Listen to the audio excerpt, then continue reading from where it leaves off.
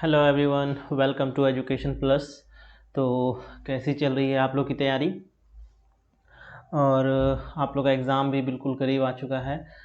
जवाहर नवोदय विद्यालय का और सैनिक का, दोनों का। सैनिक का आई थिंक जनवरी में है और जवाहर नवोदय का फरवरी में है। ठीक है, आप कमेंट करके डेट बताइएगा कब, कितने तारीख को है। शायद वो जवाहर नवोदय का शायद 9 फरवरी को है शायद। तो कैसे चल रही है आप लोग की तैयारी? तो आज से हम लोग का सिलसिला होने वाला है क्वेश्चन प्रैक्टिस का। उम्मीद करते हैं कि आप लोग अपना सिलेबस कंप्लीट कर चुके होंगे पूरी तरह से। और हिंदी मीडियम और इंग्लिश मीडियम दोनों के लिए ये क्वेश्चन प्रैक्टिस रहेगा। जो जिसमें कंफर्टेबल है उसके हिसाब से सबसे पहले आपको कॉपी लेना है। कॉपी लेना है, पेन लेना है। ऐसे नहीं बैठना है मूवी की तरह की मूवी देख रहे हैं। तो बस क्वेश्चन देखना है और अपना टिक मारना है कि कौन सा आंसर सही है। फिर हम यहाँ से मैच कराएंगे कि किसका आंसर सही है नहीं है। तो चलिए फिर हम अपना आज का सेशन स्टार्ट करते हैं। ठीक है, आप लोग दोनों के लिए, जवाहर नवोदय विद्यालय और सैनिक के लिए, दोनों के लिए सेम ही सिलेबस है। तो आप लोग देखिए। चलिए फर्स्ट क्वेश्चन से हम लोग स्टार्ट करने जा रहे हैं अपना। तो फर्स्ट है, the property of a metal by which they can be beaten into a thin sheet is called. तो सबसे पहला क्वेश्चन है, सबसे पहला प्रश्न ये है कि धातु का वैसा गुण जिसको हम लोग पीट के किस में बदल सकते हैं, एक पतले चादर में बदल सकते हैं। तो ऐसा धातु का कौन सा गुण है, मेटल का ऐसा कौन सा गुण है जिसके वजह से ऐसा चीज़ हम लोग कर पाते हैं? तो इसका कौन सा आंसर होगा? डक्टिलिटी। ये नहीं होगा। डक्टिलिटी मतलब होता है कि इसको हथौड़ा का, इसको अगर हम लोग पतला करें तो इसको खींच के हम लोग एक तार में बदल सकते हैं। ठीक है। ब्रिटलनेस मतलब होता है इसको हैमर करने पे ये क्या हो जाए, चूर चूर हो जाए। यानी कि इसको यानी कि हैमर से अगर इसको मारेंगे तो ये पाउडर पाउडर हो जाएगा। मेलिएबल मतलब होता है, जो हम लोग का जो आंसर था वो मेलिएबल होगा। क्योंकि मेलिएबल मतलब क्या होता है, मतलब ऐसा चीज़, ऐसा धातु का वो गुण जो हम लोग को क्या करे, जिसको हम लोग पीट कर क्या करें, पतले चादर में हम लोग फैला सके। तो इसका सही आंसर क्या होगा? मेलिएबल। ठीक है। तो और कंडक्टिविटी तो जानते ही हो कि वो गुण जो क्या करे, अपने से इलेक्ट्रिसिटी को पास करने दे। तो चलिए हम लोग अपना नेक्स्ट क्वेश्चन की तरफ आगे बढ़ते हैं। नेक्स्ट क्वेश्चन है, which amongst of the following is not a fossil fuel. Fossil fuel मतलब कि वो कौन सा इसमें है जो इसमें फॉसिल फ्यूल नहीं है। ठीक है, ज़रा ध्यान से, एग्ज़ाम में यही बड़ा बड़ा चीज़ गलती होता है, लगता है कि इसमें कौन सा फॉसिल फ्यूल है। ज़रा क्वेश्चन को अटेम्प्ट करने से सबसे पहले काम है कि क्वेश्चन को सही से पढ़ना। क्वेश्चन को अगर सही से पढ़ोगे, सही से समझोगे, तो आपका 40% क्वेश्चन यहीं पर सॉल्व हो जाएगा, चाहे मैथ रहे, साइंस रहे, कुछ भी रहे। तो सबसे पहले क्वेश्चन को अच्छे से पढ़ना है, चाहे मैथ का हो, साइंस का हो, इंग्लिश का हो, हिंदी का हो। तो इसमें कह रहा है which of the following is not a fossil fuel. इसमें कौन सा फॉसिल फ्यूल नहीं है? क्या डीजल है, पेट्रोल है, कोक है, लकड़ी है? इसमें बताना है कि कौन सा इसमें फॉसिल फ्यूल नहीं है। तो डीजल भी एक फॉसिल फ्यूल है, पेट्रोल भी एक फॉसिल फ्यूल है, कोक भी एक फॉसिल फ्यूल है, लकड़ी क्या है, एक फॉसिल फ्यूल नहीं है। तो इसका सही जवाब क्या हो जाएगा? Fossil fuel. एक सेकेंड जरा, हम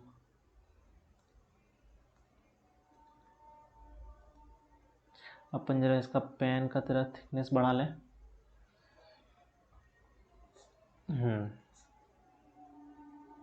अब दिख रहा होगा आप लोग को।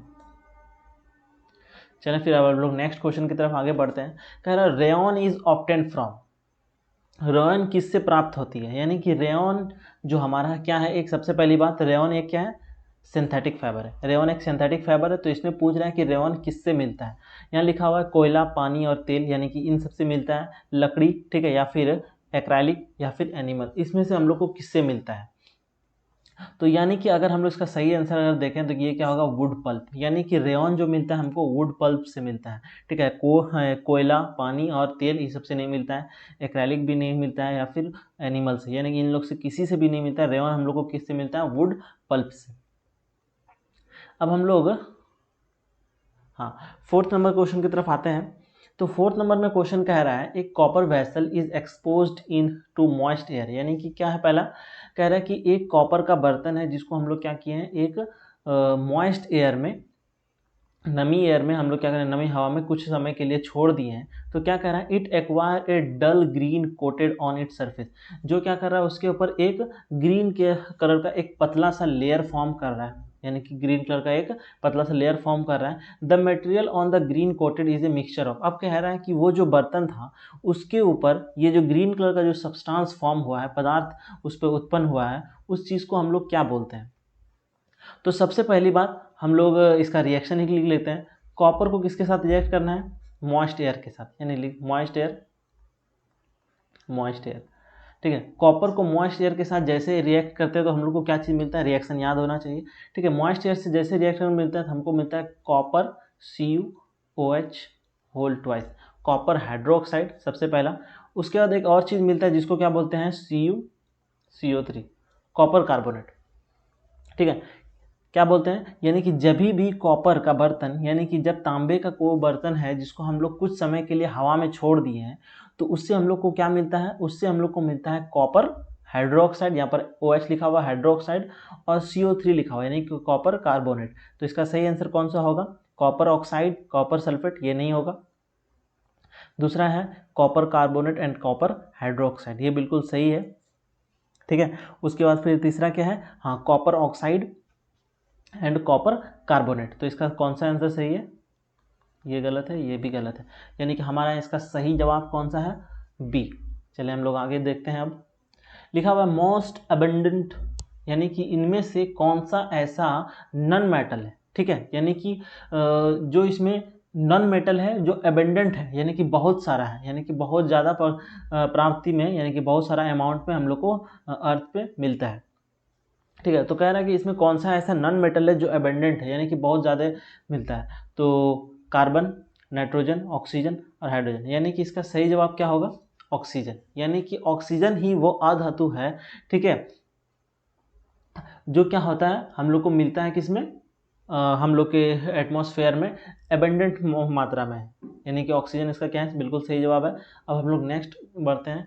सिक्स्थ में है during dry weather while combing hair, यानी कि क्या कह रहा है कि जब हम लोग जैसे कि अपन लोग कभी भी कंघी करते हैं तो क्या होता है कि हम लोग का हेयर से कॉम्ब जो है वो अट्रैक्ट करने लगता है, यानी कि हम लोग का जो कंघी है उससे हम लोग का हेयर क्या होता है, कम करने, यानी कि अगर हम पेन को भी अगर ऐसे रब करेंगे तो इसमें क्या होगा, एक फोर्स लगेगा कि सारा बाल लोग अट्रैक्ट हो रहा है, बाल सब पेन की तरफ अट्रैक्ट हो रहा है, तो उसको हम लोग कौन सा फोर्स बोलते हैं, वही चीज़ हम लोग को बताना है। लिखा हुआ something where experience hair flying apart the force responsible for this, ठीक है, यानी कि सूखे मौसम में जब हम लोग कभी भी अपनी कंघी को अपने बाल में रब करते हैं, यानी कि रगड़ते हैं, तो हम लोग को कुछ एक्सपीरियंस होता है, यानी कुछ महसूस होता है, क्या चीज़, लगता है कि बाल, महसूस नहीं, दिखता है कि बाल वगैरह क्या है, सब चीज़ खड़ा हो गया हो या फिर एक पेन की तरफ, कॉम्ब की तरफ अट्रैक्ट हो रहा हो, तो वैसे चीज़ को हम लोग क्या बोलते हैं, क्या हम उसको फोर्स ऑफ ग्रेविटी बोलते हैं, नहीं, इलेक्ट्रोस्टैटिक बोलते हैं, सही है, इसका जवाब इलेक्ट्रोस्टैटिक है, फोर्स ऑफ फ्रिक्शन और मैग्नेटिक। तो ग्रेविटेशनल फोर्स क्या होता है, इसको हम रिवाइज करा देते हैं सबको। ग्रेविटेशनल फोर्स क्या होता है, दो मास के बीच में लगता है, कोई भी मास है, ठीक है, तो इन दोनों के बीच में जो फोर्स लगेगा उसको क्या बोलते हैं, ग्रेविटेशन फोर्स,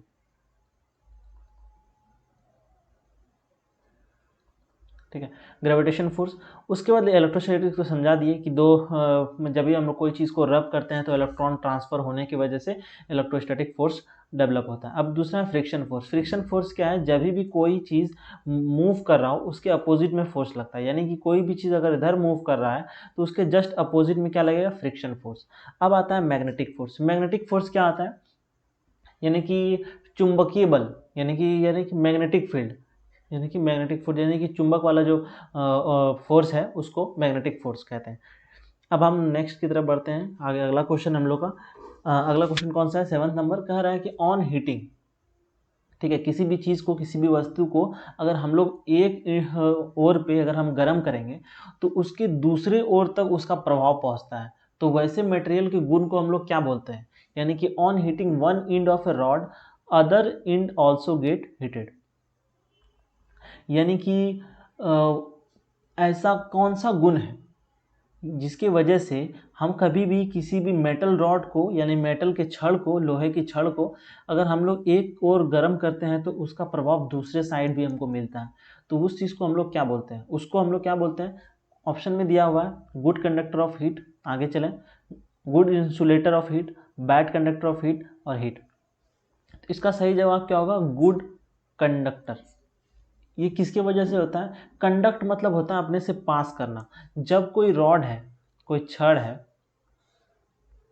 जब हम उसको एक साइड हीट करते हैं,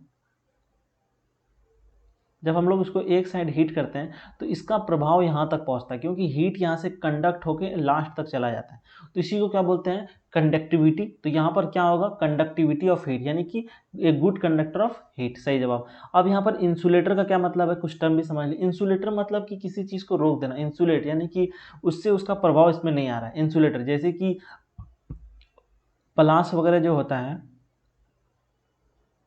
ठीक है, प्लास वगैरह जो हम लोग इलेक्ट्रिशियन वगैरह जो इस्तेमाल करता है, तो उसके यहाँ पर क्या होता है? प्लास्टिक का कवर लगा हुआ रहता है ताकि उसको इलेक्ट्रिक शॉक नहीं लगे, ठीक है, इसीलिए उसको क्या बोलते हैं? इंसुलेटर। उसके bad conductor of heat, conductor लिखा हुआ है लेकिन यहाँ पर बैड लिखा हुआ है, बैड मतलब अच्छा कंडक्टर नहीं है। सही है। अब हीटर, हीटर तो दूसरा चीज़ है, एप्लीकेंस है। अब आगे देखें, लिखा हुआ है which one record the distance travel by a vehicle. कह रहा है कि इनमें से कौन सा सामान है, यानी कि इन सब में, ये कुछ इंस्ट्रूमेंट दिया हुआ है नीचे, ठीक है, इन सभी में से, निम्नलिखित में से कौन सा ऐसा चीज़ है जो हम कभी भी व्हीकल से, यानी कि अपने गाड़ी से मूव करते हैं तो हमको डिस्टेंस बता कर देता है। तो इसका कौन सा सही जवाब होगा? सबसे पहला है स्पीडोमीटर। क्या है वो? स्पीडोमीटर है, या फिर वो मैनोमीटर है, या फिर मोटोमीटर है, या फिर वो ऑडोमीटर है। तो इसका सही जवाब क्या है सोच के? तो स्पीडोमीटर से पता चल रहा है कि ये स्पीड को मेजर कर रहा है, ठीक है। मैनोमीटर, उसके बाद मोटोमीटर, उसके बाद फिर ऑडोमीटर, ठीक है। तो इसका सही जवाब क्या होगा? ऑडोमीटर। यानी कि ऑडोमीटर क्या चीज़ है? एक इंस्ट्रूमेंट है जिसको हम लोग इस्तेमाल करते हैं किसके वजह से, किस चीज़ के लिए? तो हम लोग एक जगह से जब दूसरे जगह जाते हैं ट्रैवल करने में, बाइक में वो खुद ब खुद पहले से इंस्टॉल रहता है, जो हम लोग को हेल्प करता है किसमें, कि कितना डिस्टेंस आप लोग ट्रैवल किए हैं with the help of vehicles. तो उस चीज़ के लिए लगा हुआ रहता है। हम लोग अब आगे की ओर बढ़ेंगे। अपन यहाँ पर देख रहे हैं कि the pressure exert by the liquid due to increase in depth. कह रहा है कि प्रेशर, दबाव, दबाव बढ़ता है लिक्विड पे इंक्रीज इन डेप्थ। जब अभी भी हम नीचे जाते हैं, नीचे बढ़ते हैं, यानी कि कोई भी सपोज करते हैं कि कोई वाटर टैंक है, तो जैसे ही हम लोग डेप्थ नीचे जाने की कोशिश करते हैं तो प्रेशर, लिक्विड का प्रेशर बढ़ता है। तो हम तो जवाब भी दे दिए। इसमें क्या होगा? जब भी हम लोग नीचे, पानी के नीचे बढ़ते हैं, यानी कि डेप्थ नीचे जाते हैं, तो प्रेशर क्या होता है? तो प्रेशर इंक्रीज होता है। क्यों इंक्रीज होता है? अगर हम लोग देखें, प्रेशर इज इक्वल टू होता है रो एच जी, ठीक है, रो एच। ये क्या है? प्रेशर है। ये क्या है? ये है उसका, क्या बोलते हैं उसको, डेंसिटी। उसके बाद ये क्या है? हाइट। और ये क्या है? ग्रेविटी। यानी कि हम लोग जब भी हाइट बढ़ेगा, यानी कि जब भी हाइट बढ़ेगा तो क्या होगा? प्रेशर बढ़ेगा, ठीक है। तो यानी इसका सही जवाब क्या होगा? बढ़ता है। अब हम लोग आगे की देखें, 9 10th में है which of the following is always not necessary to be observe as shadow. कह रहा है कि निम्नलिखित में से कौन सा छाया निरीक्षण करने के लिए हमेशा आवश्यक तक नहीं होता है। यानी कि इसमें कह रहा है कि इनमें से कौन सा ऐसा चीज़ है, यानी कि कभी भी हम लोग को अगर छाया बनाना रहे तो ज़रूरी नहीं है कि वो वही चीज़ रहेगा तो हम लोग उसको प्राप्त कर पाएंगे। तो क्या होगा इसका सही एग्जाम्पल? क्या वो सन है, स्क्रीन है, सोर्स ऑफ लाइट है, ओपेक है? यानी कि ज़रूरी नहीं है कि हमेशा आपके पास सन ही रहे तभी आप लोग शैडो को फॉर्म कर सकते हैं, यानी कि प्राप्त कर सकते हैं छाया को। तो जब कभी अगर हम लोग आर्टिफिशियल सोर्स, लाइट का सोर्स लेते हैं, जैसे फॉर एग्जांपल हम लोग घर में बल्ब यूज़ करते हैं, तो उसको अगर हम लोग यूज़ करेंगे तो तभी भी हम लोग को शैडो मिल सकता है। तो ज़रूरी नहीं है कि हमेशा सन रहे, सूरज हमेशा रहे, तो जिसके वजह से हम लोग को क्या मिल सके? शैडो मिल सके। चले हम लोग आगे। लिखा हुआ है the object which partially allow the light to pass through is called. ठीक है, वो वस्तु जो अपने से कुछ लाइट को, यानी कुछ प्रकार को अपने से गुजरने देता है, उसको हम लोग क्या कहते हैं? तो क्या कहते हैं उसको? यानी कि कोई सब्सटेंस है, कोई सब्सटेंस है जो आपस में लाइट को पूरी तरह से रोक रहा है, पूरी तरह से, ठीक है, पूरी तरह से। इसको क्या बोलते हैं? उसको बोलते हैं ओपेक ऑब्जेक्ट। यानी कि कोई सब्सटेंस लाइट को बिल्कुल ही जाने नहीं दे रहा है तो उसको हम लोग क्या बोलते हैं? Opaque object. लेकिन यहाँ कर रहा है अलाउ लाइट टू पास, यानी कि पार्शियली, पार्शियली मतलब कुछ, यानी कि कुछ लाइट को अपने से पास करने दे रहा है, तो उसको हम लोग क्या बोलते हैं? ट्रांसलूसेंट। उसको क्या बोलते हैं, ट्रांसलूशन। तो आंसर कहाँ पर है, लिखा हुआ ट्रांसपेरेंट, ल्यूमिनस, ओपेक और ट्रांसलूसेंट। तो सही जवाब इसका क्या होगा, ट्रांसलूसेंट। ठीक है, हिंदी वाले हिंदी में आप लोग अपना आंसर करते रहिए। ठीक है, हम टिक कर दे रहे हैं हर बार। लिखा हुआ है 12th क्वेश्चन है, which of the following can never form a circular shadow. अब इसमें क्या कह रहा है, निम्नलिखित में से कौन सा सभी है जो गोल आकार की छाया नहीं बना सकती है, यानी कि इनमें से कौन सा ऐसा चीज है जो गोल आकार का छाया नहीं बना सकता है। गोल आकार का छाया मतलब क्वेश्चन क्या कह रहा है, फॉर एग्जाम्पल अगर हम लोग एक बॉल को रखते हैं और इसके ऊपर हम लोग सोर्स ऑफ लाइट लगाते हैं, इंसिडेंट करते हैं लाइट, तो इसका शैडो हम लोग को क्या मिलेगा, इसका शैडो हम लोग को सर्कुलर फॉर्म में मिलेगा। ठीक है, तो अगर यहाँ पर हम लोग फ्लैट डिस्क रखेंगे तो उसका भी मिलेगा। ठीक है, अब लिखा हुआ शू बॉक्स, शू बॉक्स कैसा होता है, यानी कि जूते का डिब्बा। जूते का डिब्बा कैसा रहता है, जूते का डिब्बा ऐसा कुछ रहता है, यानी कि क्यूबॉइडल शेप में रहता है। क्यूबॉइडल शेप का शैडो सर्कुलर में लाना बहुत मुश्किल है, लेकिन हाँ कोन का हम लोग ला सकते हैं। कैसे, मान लीजिए अगर कोन है, अगर ये कोन है, इस साइड से अगर हम लोग रे ऑफ लाइट इंसिडेंट करवाएं तो यहाँ पर हम लोग को जो शैडो मिलेगा, यहाँ पर हम लोग को गोल कर का मिलेगा। यानी कि इसमें कौन सा सही आंसर है, कह रहा है which of the following can never, यानी कि क्वेश्चन को हमेशा पढ़ना है, नेवर नहीं कर सकता है।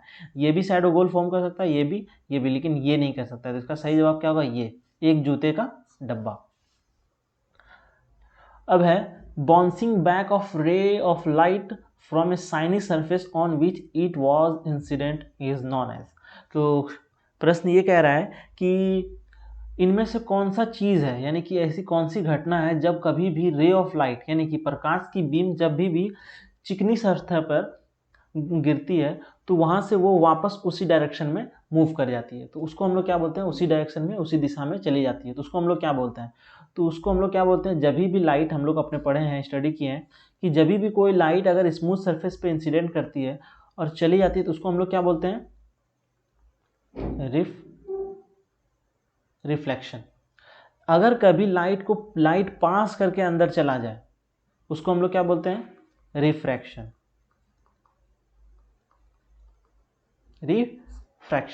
तो अब इसमें क्या कह रहा है कि लाइट अंदर नहीं जा रहा है बल्कि वापस उसी मीडियम में जा रहा है, तो इसको क्या बोलते हैं, रिफ्रैक्शन। ठीक है, तो हम लोग सही आंसर कौन सा लगाएंगे, refraction, bending of light, reflection. ठीक है, सी नंबर। अब देखें the normal range of a vocal cord in a woman, यानी कि कह रहा है कि नॉर्मल वोकल कॉर्ड, ठीक है, वोकल कॉर्ड नॉर्मल वुमेन का कितना साइज का होता है, अप्रोक्स। ठीक है, अप्रोक्स कितना होता है, ये तो डायरेक्ट याद रखना पड़ेगा कितना होता है, तो इसका होता है 15, क्योंकि उसमें कुछ समझने का है नहीं, डायरेक्ट याद करने का है। अब है loudness of a sound is determined by, ठीक है, लॉर्डनेस ऑफ ए साउंड किस पे डिपेंड करता है, यानी कि लॉर्डनेस क्या होता है, कितना जोर से बोल रहा है, लॉर्डनेस ऑफ ए साउंड किस पे डिपेंड करता है, लिखा हुआ ध्वनि की तीव्रता इसमें इससे निर्धारित होती है, यानी कि कह रहा है कि लॉर्डनेस जो है, ठीक है, ध्वनि की तीव्रता जो है इसको किस चीज़ से निर्धारित होती है। तो अगर हम लोग एक वेव अगर बनाए, ये रहा वेव, ठीक है, तो एम्पलीट्यूड किसको बोलते हैं, ठीक है, एम्पलीट्यूड किसको बोलते हैं, तो एम्पलीट्यूड होता है मैक्सिमम डिस्प्लेसमेंट, ठीक है, अपनी मीन पॉइंट से मैक्सिमम डिस्प्लेसमेंट, ठीक है, उसको हम लोग क्या बोलते हैं, एम्पलीट्यूड। जितना ज़्यादा एम्पलीट्यूड होगा उतना ही ज़्यादा क्या होगा, लाउडनेस होगा। तो यानी कि अगर हम लोग सही जवाब इसका अगर देखें तो क्या होगा, amplitude of vibration.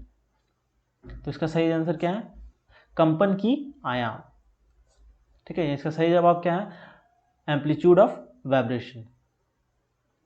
Pick the synthetic fibre out of the following, इनमें कह रहा है कि निम्नलिखित में से सिंथेटिक फाइबर को चुने, यानी कि इनमें से निम्नलिखित में से कौन सा एक सिंथेटिक फाइबर है वो उसको निकालना है इससे बाहर।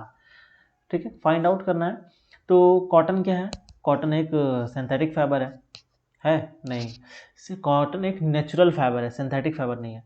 और नायलॉन क्या है, नायलॉन पे भी ध्यान नहीं देते हैं। जूट क्या है, जूट भी एक क्या है, नेचुरल फाइबर है। वूल भी एक नेचुरल फाइबर, यानी कि नायलॉन एक नेचुरल फाइबर नहीं है, तो ये क्या है, एक सिंथेटिक फाइबर है।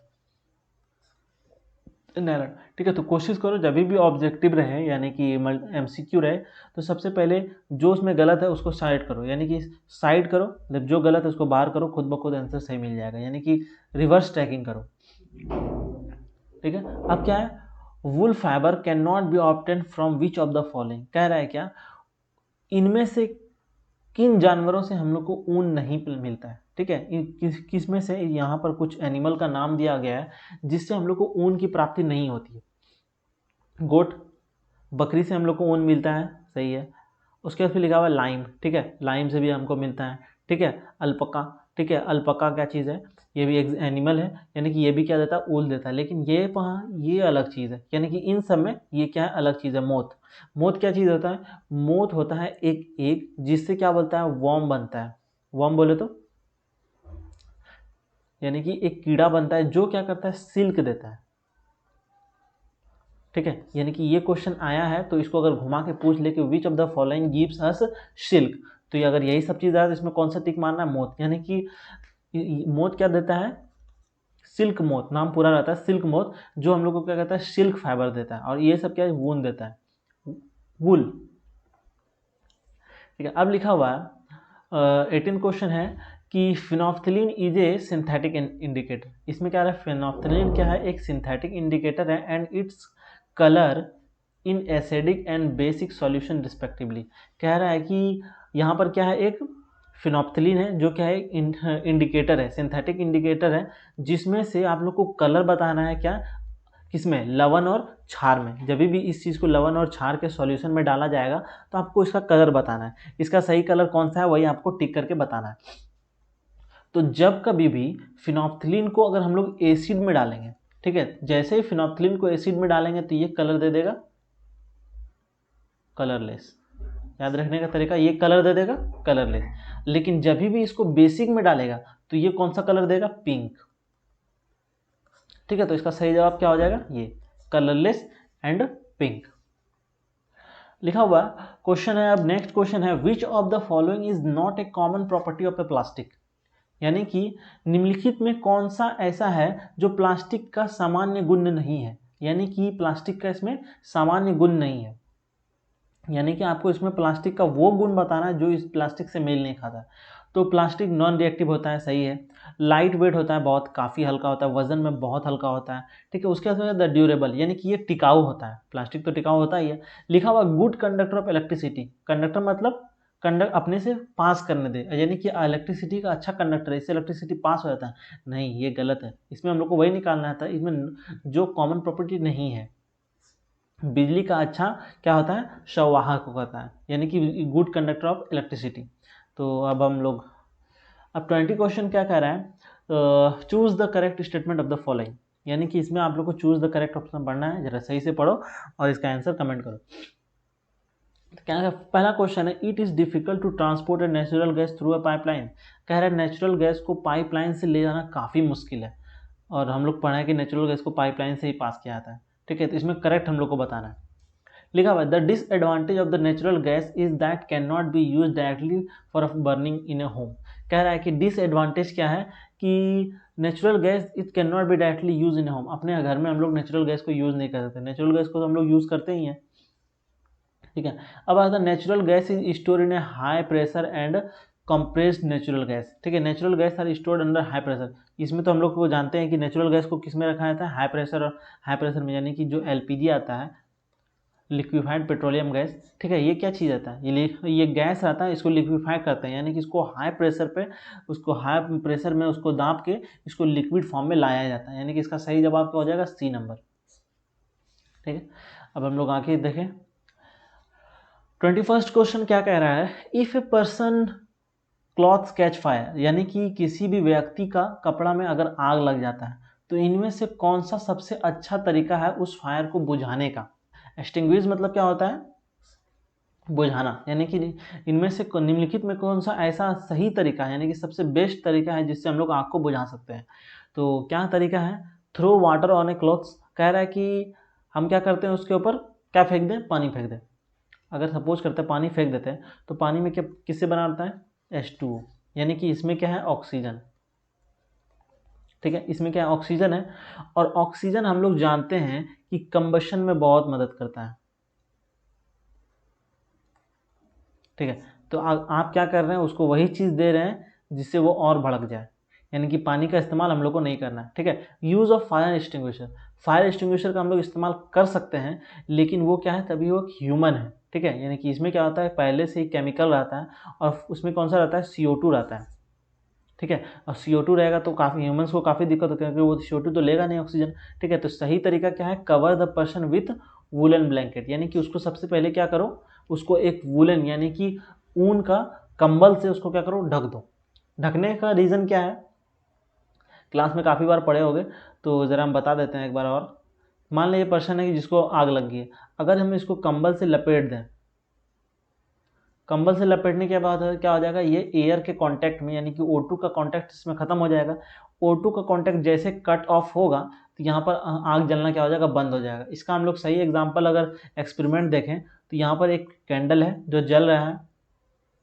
ठीक है, इसके ऊपर हम लोग एक ग्लास को रख दें तो ये कुछ देर जलता है, फिर ये क्या होता है, बंद हो जाता है। किसके वजह से, क्योंकि अंदर का सारा ऑक्सीजन खत्म हो गया, ये कंज्यूम कर लिया और कंबशन बंद हो गया। यानी कि जब तक ऑक्सीजन है तब तक कंबशन होगा। तो आपने क्या किया, कंबल का इस्तेमाल करके उसका कट कर दिया, क्या चीज़, सप्लाई, ऑक्सीजन का सप्लाई बिल्कुल ही बंद कर दिया। तो इसका सही जवाब क्या हो जाएगा, सी।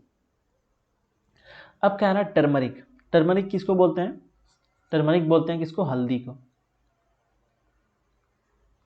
ठीक है, हल्दी को, यानी कि हल्दी क्या है, एक नेचुरल इंडिकेटर है। ठीक है, यानी कि नेचुरल इंडिकेटर है on adding the paste of A acid, यानी कि अम्ल और क्षार दोनों सेपरेटली अगर मान लें कि अगर टर्मरिक क्या है, एक नेचुरल इंडिकेटर है, आपको पता है, हम लोग को क्या करें, उसका पेस्ट को हम लोग क्या कर रहे हैं, एक बार अम्ल में और एक बार क्षार में, दोनों में लगा रहे हैं। अब हम लोग को बताना है कि इसका सही कलर क्या मिलेगा। ठीक है, यानी कि अब हमको इसका टेस्ट करके बताना है। तो इसका सही जवाब क्या हो जाएगा, 22 का क्या सही आंसर होगा, यानी क्या ये येलो इन बोथ, यानी कह रहा है कि येलो इन बोथ, यानी कि जब भी हम लोग एसिड और बेस दोनों में डालेंगे तो येलो कलर ही देगा। नहीं, ये तो गलत है, बिल्कुल ही गलत है। ठीक है, अब क्या बोल रहा है कि येलो इन एसिड, यानी कि इसका कलर क्या होगा, येलो। जब हम लोग कलर क्या होगा, जरा ध्यान से, कलर क्या होगा, येलो, कब, जब ये एसिड में जाएगा। तो हाँ, ये तो सही है, ये तो हम लोग पढ़े ही है, यहाँ पर सी लिखा हुआ, ये ई होगा, रेड।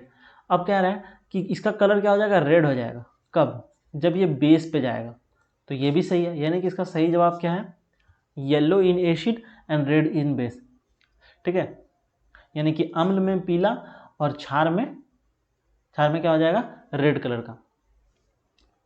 अब है next question, which of the following is not a plastid. ठीक है, इसमें क्या आ रहा है कि इसमें कौन सा प्लास्टिड नहीं है, जिसमें हम लोग को सही आंसर लगाना है। तो इसमें दोनों एक ही चीज़ हो गया, प्लास्टिड और सबसे पहला है क्रोमोप्लास्ट, बी भी यही हो गया है। ठीक है, क्रोमोप्लास्ट, उसके बाद फिर लिकोप्लास्ट और राइबोसोम। यानी कि विच of the following is not a plastid, इसमें कौन सा प्लास्टिड नहीं है, तो इसमें सारा का सारा प्लास्टिड है। ठीक है, तो इसका तो आंसर सही नहीं है, लेकिन इसका सही आंसर क्या होगा, इसको मिटाना पड़ेगा। इसका सही आंसर होगा माइटो। ठीक है, माइटोप्लास्ट। ठीक है, यानी इसका सही जवाब क्या है, माइटोप्लास्ट। ओ सॉरी, इसको नहीं मिटाना था।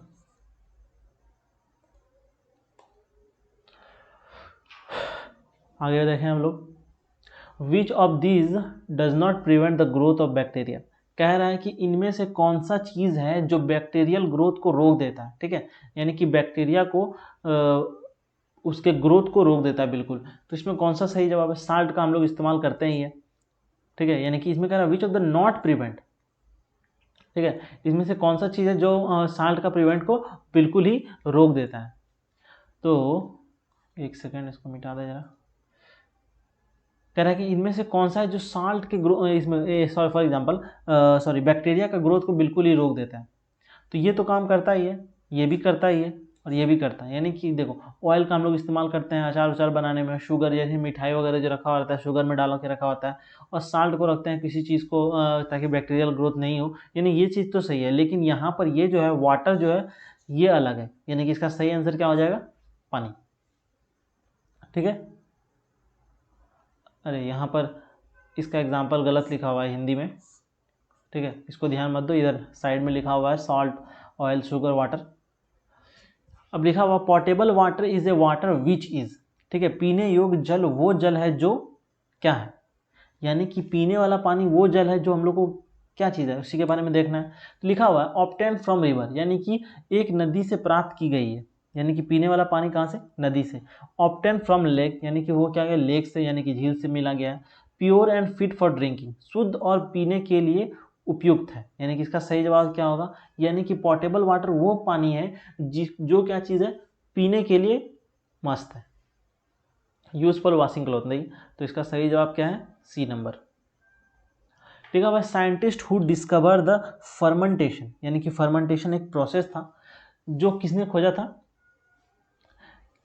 लिखा हुआ है अलेक्जेंडर फ्लेमिंग, ठीक है, अलेक्जेंडर फ्लेमिंग, लुइस पैस्चर, ठीक है, जॉन मेंडल और फिर चार्ल्स डार्विन, ठीक है, चार्ल्स डार्विन। तो इसमें सही जवाब इसका क्या हो जाएगा, लुइस पैस्चर। ये तो नाम याद करने का है आपको जिसको, ठीक है। फर्मेंटेशन कौन खोजा था, फर्मेंटेशन खोजा था लुइस पैस्चर।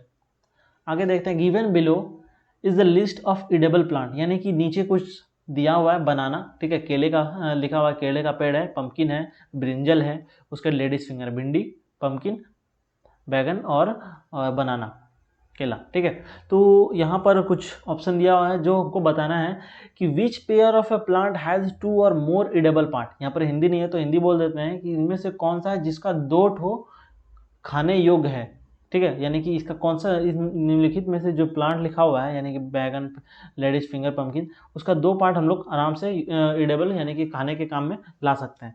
तो जैसे कि फॉर एग्जांपल बनाना, और उसके बाद बनाना का क्या है, जब ये फूल रहता है, फ्लावर रहता है, तभी भी हम लोग इसको खाते हैं, इस्तेमाल करते हैं, ठीक है। उसके बाद फिर है पंपकिन, उसके बाद फिर है लेडीज फिंगर और है ब्रिंजल, ठीक है। तो इसका सही जवाब अगर हम लोग देखें तो सही जवाब इसका कौन सा होगा, जरा सोचो।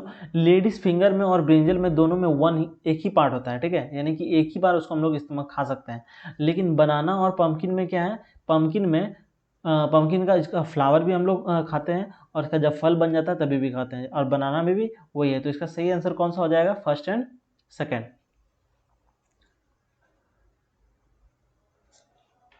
ठीक है। इसका सही जवाब कौन सा है, बनाना एंड पंपकिन। लेडीज फिंगर और ब्रिंजल ये नहीं है, तो सही जवाब इसका first and second, banana and pumpkin.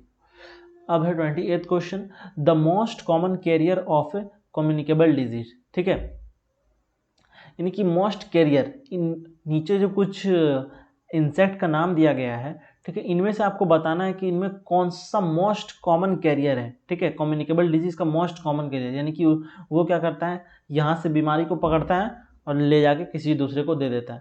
तो इसमें मोस्ट कॉमन क्या है, ant, housefly, dragonfly, spider.